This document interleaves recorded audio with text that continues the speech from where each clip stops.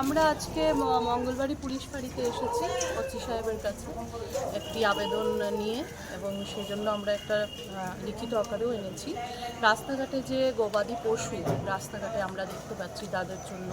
পথ চলতি মানুষদের ভীষণই কষ্ট হচ্ছে, এবং আমাদের কিছু নাগরিক, সুধী নাগরিক আমাদেরকে নবান্ন ওয়েলফেয়ার সোসাইটিকে জানিয়েছেন তাদের অসুবিধার কথা।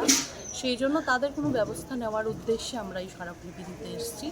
যাতে এই যে গবাদি পশুগুলো আছে তাদের আইডেন্টিফাই করে তাদের যে প্রকৃত মালিক তাদেরকে বুঝিয়ে দেওয়া, এবং যাদের কোনো মালিক নেই, মালিকানাহীন যারা আছে তাদেরকে নির্দিষ্ট কোনো স্থানে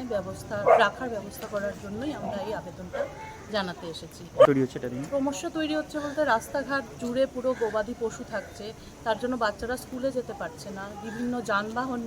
চলাচল করতে পারছে না, এবং অ্যাক্সিডেন্ট হয়ে আমার প্রতিবেশী একজনের পাও ভেঙে গেছে। তো এইরকম আমরা